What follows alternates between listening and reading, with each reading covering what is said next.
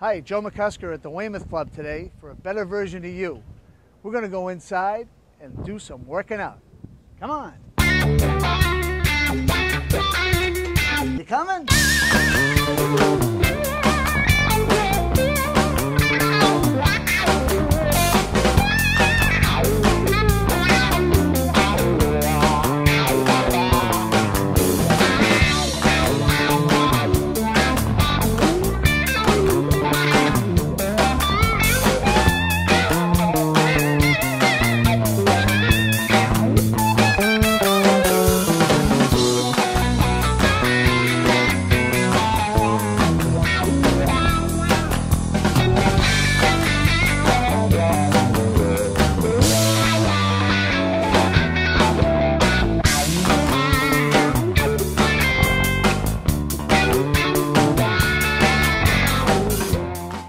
Okay, folks, we'll be right back after this.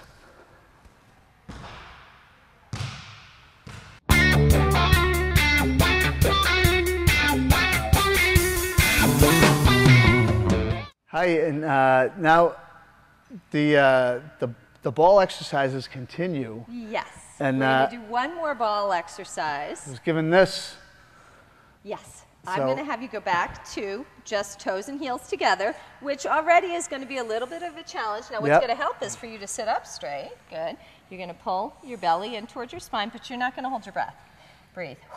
I know it's hard. We make you do everything at once. But breathing is very important. Breathing is tough. That was in the Karate Kid, right? Hand me the weight. You must breathe, Daniel-san. Just giving the weight. Now take it with the other hand. Whoa. There's all sorts of little shifts that are going on here. This is really improving his core strength, your balance, which is important to all of us, and your posture at the same time. All right, now we'll do the difficult one. Put one foot in front of the other. Good. And now when you do this, the back foot... Should I be like this? Is it I'm still away? You can roll forward a little so you're sitting up a little taller.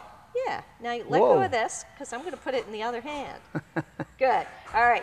The front foot, that's the side you want to put it on. It makes it a little more challenging. Yeah. So we'll give Joe a second to catch his balance. Sit up nice and tall again.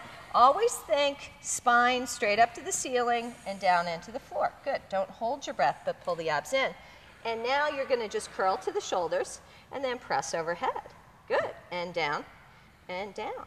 Good. So this is a 10-pound dumbbell. Obviously, you can go lighter or heavier, but it's pretty challenging. But just doing it with one hand, I mean, I have to, your legs are working. My quads are really working. Yeah. And actually, if your core were in better shape, your quads wouldn't have to work so hard. The truth hurts sometimes, folks. Sorry, Joe. No, but it's, you know what? We're all about the truth. Your core is not doing quite as much as it could be doing. Good. Right. Good. Try it with the other leg.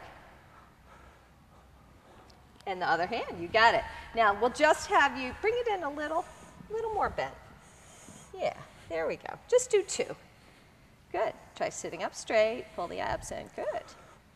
So this is just a very basic core strengthening. I think I'll have you stand up now. Woo! And I can show you the version without the ball. In fact, you can do the exact same exercise. Just standing with one foot in front of the other. Yeah. Weight goes, whoops. There you go. Weight goes in the other hand.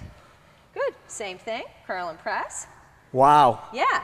It's much harder than it looks.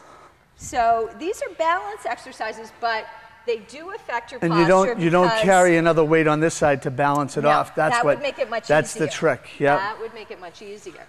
Good.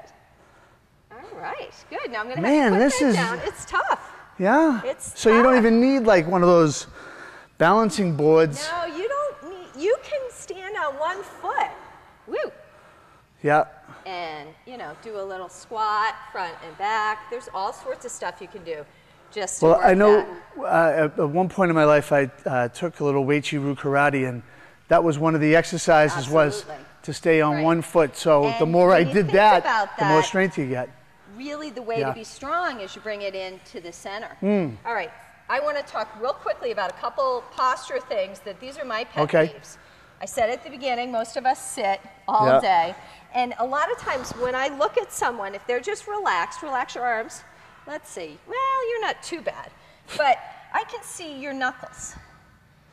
In reality, should be standing with my hands on the side. This is neutral. Right. That doesn't feel normal for most people. Most people, this feels normal. Yeah. You can also frequently, in fact, you can see it on me. My left shoulder, I'm left-handed, is a little tighter. It looks as though my left arm is shorter. And that's tightness up through here.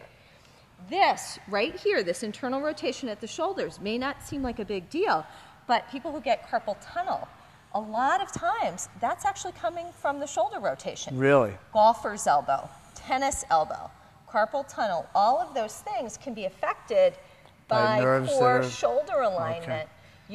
These muscles are too strong, and a lot of guys, unfortunately, do way too much chest, not enough back, so they're a little unbalanced. So you've got strong, short muscles here, and then longer, weaker muscles in the back, and the nerve is not sitting the way it should be. So then you're prone to all sorts of problems below that. I'll show you also while we got you here. Now you have a pretty good cervical curve. Good job.